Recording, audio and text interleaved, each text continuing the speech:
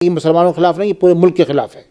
क्योंकि जब एनआरसी का प्रोसेस शुरू होगा तो उसमें तो भाई वो दाढ़ी देख के और टोपी देख के तो एनआरसी शुरू नहीं होगा प्रोसेस, कोर्ट स्ट्राइक डाउन कर देगा। एनआरसी का मसला कोई मामूली मसला नहीं है, सीए का मसला कोई मामूली मसला नहीं है। हर आदमी को कागज़ देना पड़ेगा कि ये कवानीन मुल्क के अंदर मुसलमानों के खिलाफ माहौल बनाने के लिए लाए गए थे।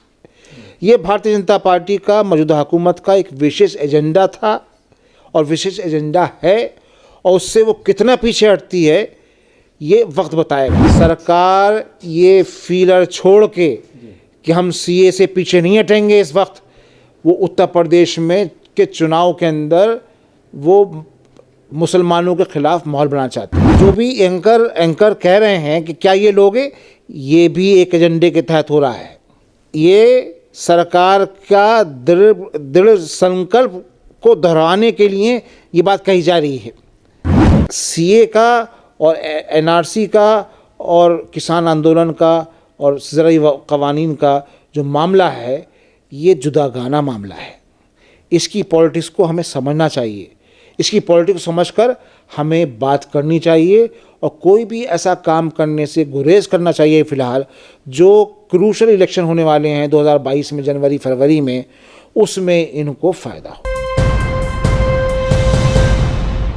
अभी हालिया दिनों में प्रधानमंत्री के ज़रिए तीनों कृषि कानून वापस लेने की बात सामने आई। उसके बाद ये बहस भी शुरू हो गई कि क्या सीए और एनआरसी का जो बिल लाया गया था उसको भी वापस लिया जाएगा। अभी आज लखनऊ से भी ये खबर आई है कि जो लखनऊ में प्रोटेस्टर्स थे उनके ज़रिए भी बाकायदा एक बयान सामने आया है। दोबारा से ये आवाज़ उठने लगी है कि जिस तरह से आंदोलन, किसान आंदोलन को लेकर के कहीं ना कहीं सरकार झुकी है, लेकिन सीए का मामला जिस तरह से आंदोलन पूरे देश में हुआ था, लेकिन उसके बाद कोविड गाइडलाइंस की वजह से उसको ख़त्म करना पड़ा था। हालांकि अभी तक वो ज़िंदा हैं, जितने भी बिल लाए गए थे उसको कहीं ना कहीं इम्प्लीमेंट करने की बात बार बार उठती है। तो क्या दोबारा से आंदोलन शुरू किया जाएगा? देखिए, दो बातें इसमें आपने खुद ही दो पहलू, एक तो कृषि कानून का, ज़राई कवानीन का एक पहलू है, एक पहलू है इसमें सीए कानून का। एनआरसी का तो अभी उसके बाद प्रोसेस शुरू होगा।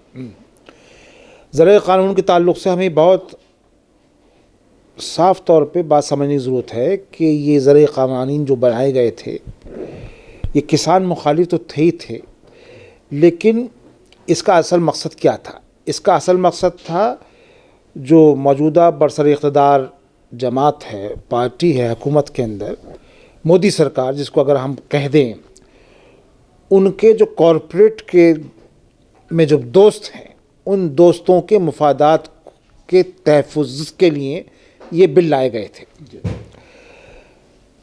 सियासत के अंदर 2 और 2 4 नहीं 22 देखे जाते हैं, एक अलमिया है ये। जब उनको लगा कि 2 और 2 22 तो नहीं हो रहे, दूर की बात है 4 भी नहीं हो रहे, तो उन्होंने ये ज़राई कवानीन जो है वापस लेने की कोशिश की है, उसका ऐलान किया है। आपने फिर बाद में देखा कि 2 लीडरों के बयान आ चुके हैं भारतीय जनता पार्टी के, ऑन रिकॉर्ड आ चुके हैं कि यूपी चुनाव के बाद हम फिर इसके ऊपर जो है इनको लेके आएंगे। वो अलग बात बहस है, लेकिन प्रधानमंत्री की बात जो ज़्यादा अहम है, जो वो प्रधानमंत्री हैं। तो ये समझने की ज़रूरत है कि ज़राई कवानीन कॉरपोरेट सेक्टर के मुफादात के तहफ़्फ़ुज़ के लिए लाए गए थे। अब हम आते हैं सीए के ताल्लुक़ से। सीए के ताल्लुक़ से ये बात अहम है जो हमें बहुत अच्छी तरह समझनी चाहिए, और सियासत के सब तालिबे इल्म जो हैं इस बात को समझते हैं, और वो ये है कि ये कवानीन मुल्क के अंदर मुसलमानों के ख़िलाफ़ माहौल बनाने के लिए लाए गए थे। ये भारतीय जनता पार्टी का मौजूदा हुकूमत का एक विशेष एजेंडा था और विशेष एजेंडा है, और उससे वो कितना पीछे हटती है ये वक्त बताएगा।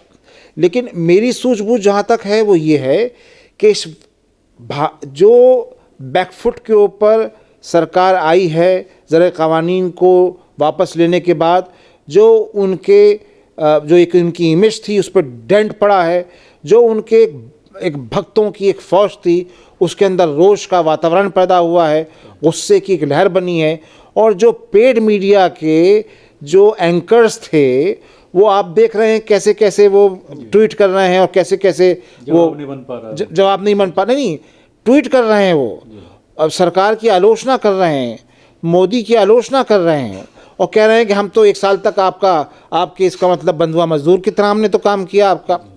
तो उसको देखते हुए सीए के ताल्लुक से सरकार पीछे हटेगी, मुझे डाउट है।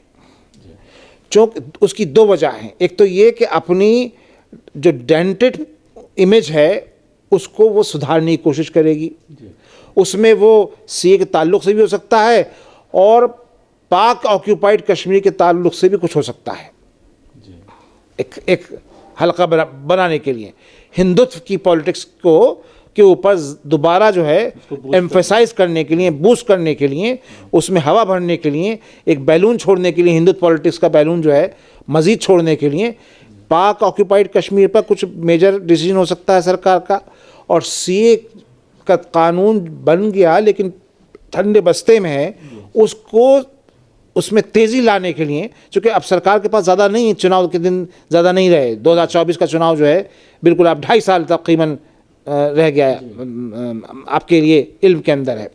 तो कुछ ना कुछ ये करेगी और जब करेगी तब देखा जाएगा कि क्या करती है।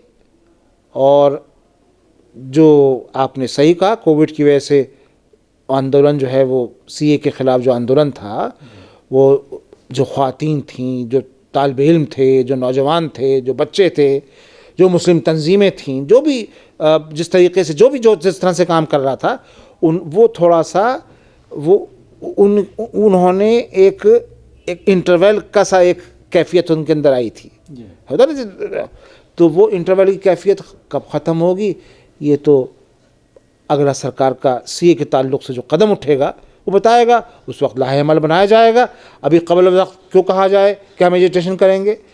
सरकार ये फीलर छोड़ के कि हम सीए से पीछे नहीं हटेंगे, इस वक्त वो उत्तर प्रदेश में के चुनाव के अंदर वो मुसलमानों के ख़िलाफ़ माहौल बनाना चाहती है। जिस तरह से अभी परसों सऊदीन ओवैसी की रैली थी बाराबंकी में, वहाँ पर उन्होंने स्टेज से कहा कि सीए का मामला दोबारा से उठाया जाएगा, तो कहीं ना कहीं इसका फ़ायदा बीजेपी को होगा। देखिए, भारतीय जनता पार्टी की बिल्कुल एक वाज़ेह एजेंडा है भारतीय जनता पार्टी का। वो एजेंडा ये है कि उत्तर प्रदेश में जो उसकी ज़मीन खिसकी है, जो कमज़ोर हुई है, उस ज़मीन को कैसे दोबारा हासिल किया जाए और उस फाउंडेशन को, उस ग्राउंड को कैसे जो है उसको समतल किया जाए। तो उसके ताल्लुक़ से, उस सीए के ताल्लुक़ से उन्होंने जो है वो अपना राग अलापना शुरू किया है। वापस नहीं, आपसे कौन रहा है वापस लोगे नहीं लोगे? हम तो नहीं पूछ रहे, कोई नहीं पूछ रहा आपसे, आप क्यों कह रहे हैं कि आप वापस लोगे? और ये जो भी एंकर कह रहे हैं कि क्या ये लोगे, ये भी एक एजेंडे के तहत हो रहा है। ये सरकार का दृढ़ संकल्प को दोहराने के लिए ये बात कही जा रही है। किसी मुसलमान ने नहीं पूछा कि आप सीए के ताल्लुक जब लाओगे, आप जब इम्प्लीमेंट करोगे, जब देखेंगे कि आप क्या इम्प्लीमेंट करते हो, जब लाहेमल बनेगा। अलमिया ये है कि मुसलमान ये समझाने में नाकाम रहे और हुकूमत ये समझाने में कामयाब रही कि ये मुसलमानों के ख़िलाफ़ है, और मुसलमान समझाने में नाकामयाब रहे कि ये मुसलमानों के ख़िलाफ़ नहीं, ये पूरे मुल्क के ख़िलाफ़ है। क्योंकि जब एनआरसी का प्रोसेस शुरू होगा तो उसमें तो भाई वो दाढ़ी देख के और टोपी देख के तो एनआरसी शुरू नहीं होगा प्रोसेस, कोर्ट स्ट्राइक डाउन कर देगा।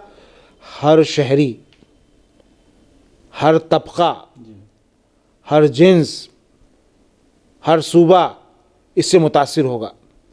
वो राम लाखन और अब्दुल हमीद को नहीं देखेगा, वो सरदार बलवंत सिंह को नहीं देखेगा, वो एसी माइकल को नहीं देखेगा। वो कागज़ का तो पेट भरा जाता है ना। तो हर व्यक्ति जो इस मुल्क का शहरी है, दलित हो, आदिवासी हो, अपर कास्ट का हो, ब्राह्मण हो, राजपूत हो, मुसलमान हो, कबायली हो, बिहारी हो, आसाम का हो, दिल्ली का हो, बम्बई का हो, सब लोग लाइन में लग खड़े होंगे, सब लोग निकाल रहे होंगे कागज़ सब कागज़ निकाल रहे होंगे अपने जमा करने के लिए। अब कागज़ कौन से एक्सेप्ट होंगे कौन से नहीं होंगे ये बात की बात है, लेकिन ये बात समझाने की ज़रूरत है कि एनआरसी का मसला कोई मामूली मसला नहीं है, सीए का मसला कोई मामूली मसला नहीं है, हर आदमी को कागज़ देना पड़ेगा।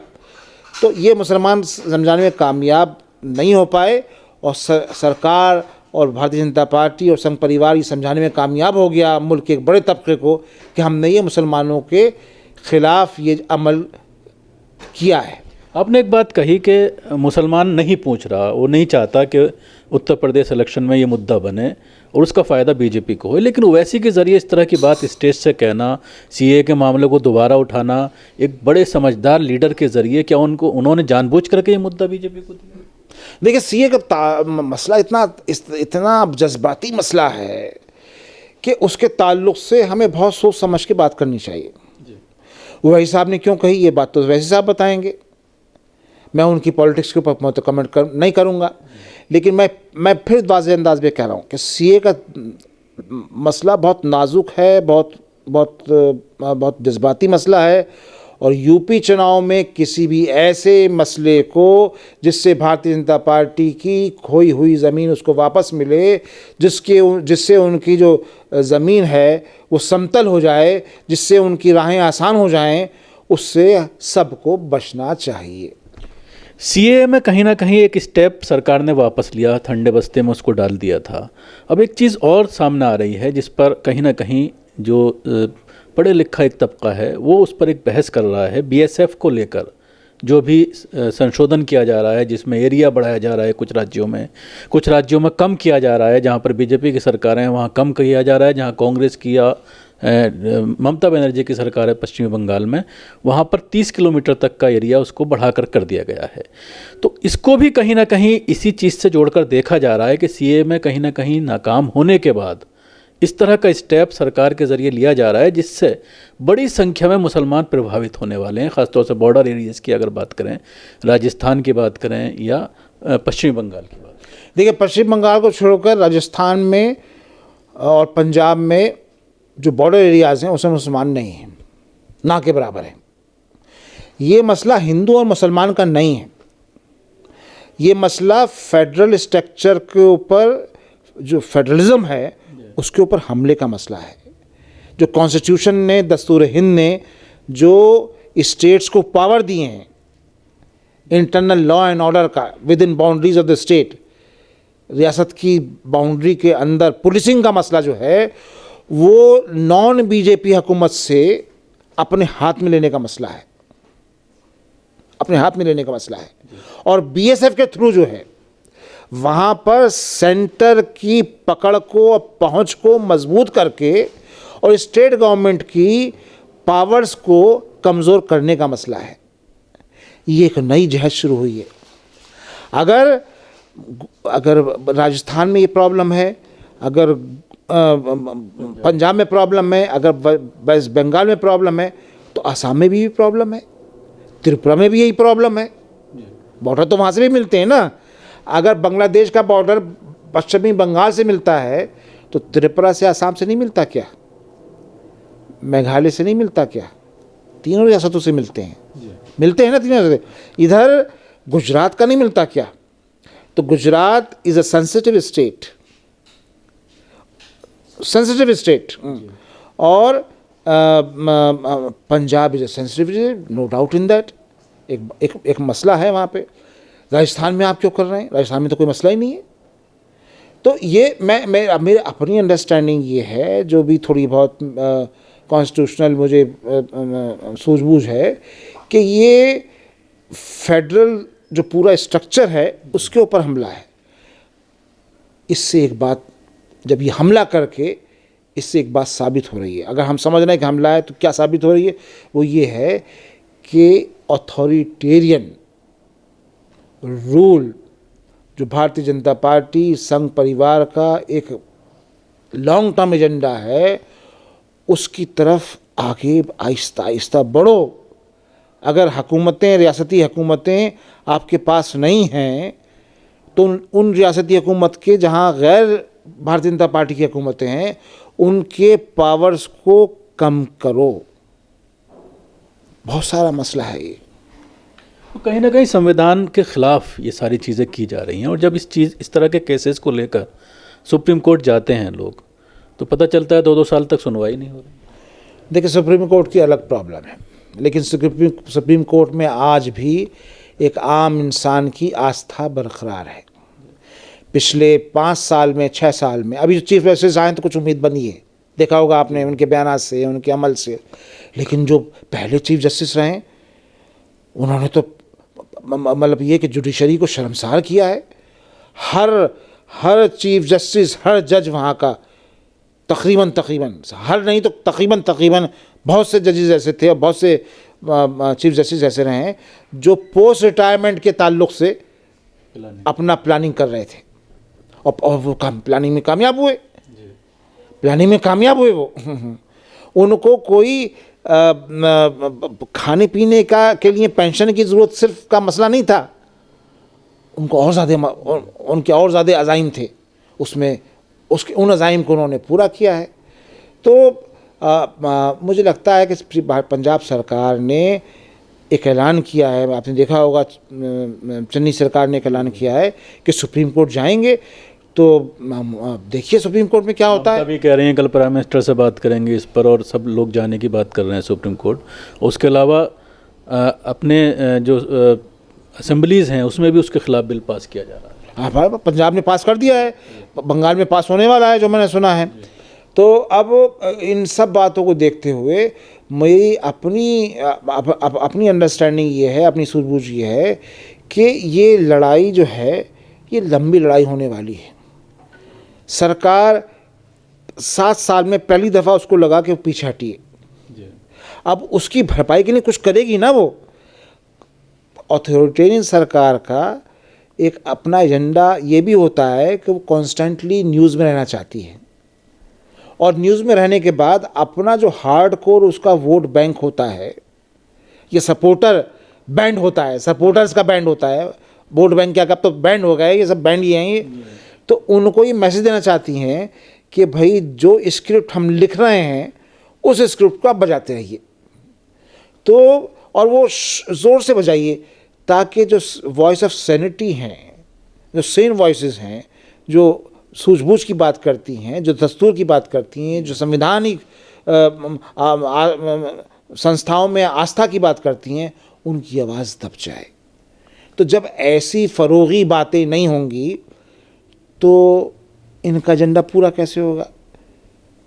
तो इस बिल को वापस लाने के बाद कहीं ना कहीं कमज़ोर ज़रूर पड़े हैं, और एक मैसेज ख़ास तौर से जो इनका कैडर कमज़ोर क्या पड़े हैं, इमेज डेंट हुई है जो थी कि स्टील का जो है 56 इंच का स्टील का जो एक इमेज थी कि भाई नहीं होते किसी। वो सब मालूम हो गया क्या है क्या नहीं है। अब आप उसमें कुछ भी कहते रहिए, आप अखबारात के अंदर जो है खालिस्तान की और सरदारों की और सेंसिटिव स्टेट की बात करिए, आप उसके अंदर जो है वो कुछ और बात कीजिए, लेकिन बात कुछ नहीं है सिवाय वोट बैंक पॉलिटिक्स के। पंजाब में और उत्तर प्रदेश में वोट बैंक पॉलिटिक्स को सामने रखकर सत्ता के का जो स्वाद है वो उसमें कोई गड़बड़ ना हो और वो फीका ना हो या वो खट्टा ना हो, उस स्वाद को बरकरार रखने के लिए ये एग्रीरियन पॉलिसी के जो लॉस थे उसको वापस लिए गए। अगर सरकार किसानों की समर्थक है, उनके लिए हमदर्दी का इज़हार करती है, तो लखीमपुर में जो हादसा हुआ, जो मिनिस्टर का लड़का शामिल है, जो मिनिस्टर की पूरी साजिश शामिल थी, उसको बाहर कीजिए ना कैबिनेट से। एमएसपी जो है, जो किसानों की एक बड़ी डिमांड है, स्वामीनाथन रिपोर्ट जिस पर आप इलेक्शन लड़े थे, स्वामीनाथन रिपोर्ट तो इलेक्शन लड़े थे ना, आपने जगह जगह जाए उसके ऊपर ऐलान करिए, उसको मानिए आप स्वामीनाथन रिपोर्ट को, और मानिए आप इस बात को कि 700 से ज़्यादा जो लोग शहीद हुए हैं किसान, उनके परिवारों को आप 1-1 करोड़ रुपए देंगे। जब आप इतना सब लुटा रहे हैं अपनी इमेज बनाने के लिए, तो आप कम से कम जो गरीब किसान मरा है उनके परिवारों को की तो सुख दुख सुध लीजिए। तो ये सीए का और एनआरसी का और किसान आंदोलन का और ज़राई कवानीन का जो मामला है, ये जुदागाना मामला है।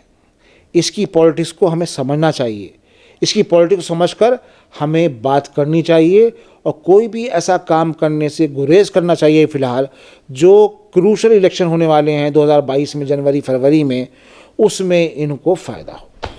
शुक्रिया नवेद हामिद साहब हमसे बात करने के लिए। जिस तरह से आखिरी लाइन जो इन्होंने कही है वो काफ़ी अहम है, जिसमें इन्होंने ये कहा कि इन सब चीज़ों को अलग करके देखने की ज़रूरत है, सीए को कृषि कानून से जोड़ने की ज़रूरत नहीं है। और जिस तरह से इलेक्शन अब मुद्दों पर होने जा रहे हैं और कहीं ना कहीं बीजेपी सरकार पहली बार फंसती हुई नज़र आ रही है और उसको लग रहा है कि जो नाकामियां हैं ख़ासतौर से उत्तर प्रदेश में सरकार की, वो आम जनता समझ चुकी है। और कहीं ना कहीं कोविड में जिस तरह से नाकाम रही है, महंगाई का जो मामला है, पेट्रोल और डीजल के रेट्स का जो मामला है, ये कहीं ना कहीं मुद्दा बनने जा रहे हैं। इसलिए मुद्दे पर ही लोगों को रहना चाहिए। दिल्ली से कैमरा पर्सन फैजी के साथ न्यूज़ मैक्स के लिए शकील अहमद।